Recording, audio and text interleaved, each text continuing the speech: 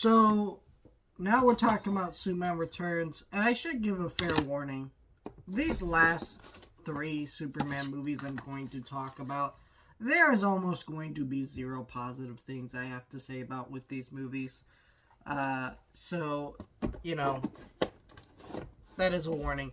Superman Returns. This is a movie I had not seen in a very long time. In fact, I'm not even sure I've seen it the whole way through. And I think that speaks a lot to this movie.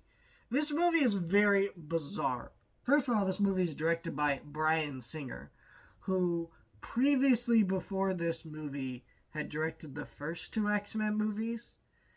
And then he went on to do this movie instead of doing X-Men 3.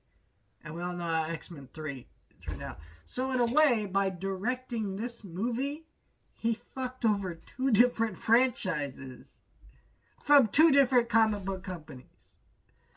Because this movie failed. X-Men 3 didn't necessarily fail, but it definitely didn't do good in terms of how many people actually enjoyed that movie.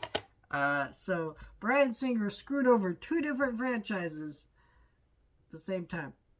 That's got to be a record right there.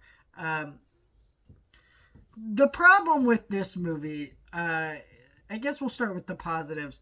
I think that the plane sequence and some of the action scenes in this movie are pretty good. Which is weird to say some of the action scenes, because this is a movie that feels like there's none.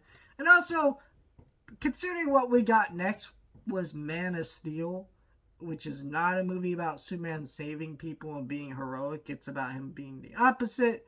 And this movie actually has several scenes of him being heroic and a hero. It's just nice to see that in a Superman movie, knowing what came later and the decades that followed without Superman being heroic, other than like in the comics and cartoons. But yeah, I thought that was a good aspect of the movie.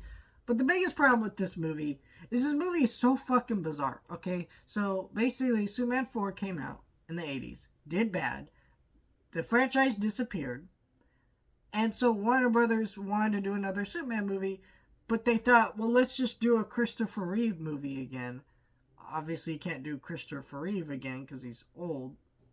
If he had been alive at this time. When did he die? I forget when he died. But he was old, if he had been alive anyway. So you couldn't do another Christopher Reeve movie. That wasn't really what they were going for. Anyways. So they basically took the vibe of they tried to capture like the tone and style of a Christopher Reeve movie and make it like a sequel to those movies.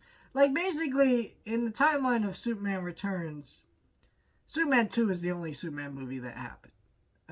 Superman 1 and 2 are the only Superman movies that happen, and this is a sequel to those. Which I think is insane to me, because when you watch this movie, the opening credits start like the ones in the old Christopher Reeve movies. Brandon Routh looks like Christopher Reeve. But the rest of the movie is nothing like the Christopher Reeve movies. Like, tonally, it's not anything like those movies. It's very washed out and ugly looking. It's a very gray, ugly looking movie. And those movies were colorful and full of life and energy. There was so much passion and love to the direction of those movies. None of that is here. I mean, when I talked about those X-Men movies, just keep in mind, I never once praised Bryan Singer's direction, and it's not because, Bryan Singer is a piece of shit, but, like, genuinely, his direction is never one of his strong suits. I can't see the mark that goes, this is a Bryan Singer movie on this movie. It is so lifeless and full of energy that it's so boring. And that's why I said early at the beginning of this review that I don't even remember if I'd seen this movie the whole way through, and that speaks to the quality of the movie. Yeah, because this movie's so boring. Nothing happens. I mean, this movie flopped because the biggest complaint from audiences was there wasn't any action, so people who were like, well, do I go see a Superman movie? They're like, oh, there's no action? Never mind. And it's not actually true that there's no real action in the movie. There is some. but it is like there's almost none. The movie takes itself so serious. The plot is overly complicated, and Kevin Spacey's Lex Luthor is just kind of like an odd casting. I don't really think he works, and the whole movie was just kind of messy. And now that he's in this movie, it's a whole different kind of reflection of that in time, because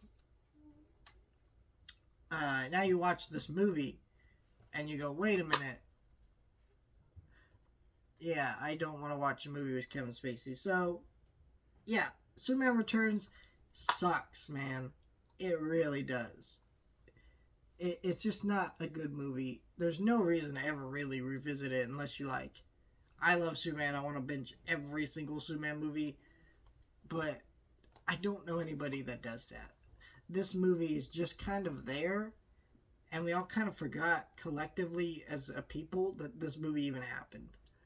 Like, no one ever brings up Superman 2. And I kept trying to think, why is that? Like, why does that happen? And now, watching it, I totally understand it. Because it's just fucking wild, this movie. And that this movie even happened. And Warner Brothers let this movie happen the way it did.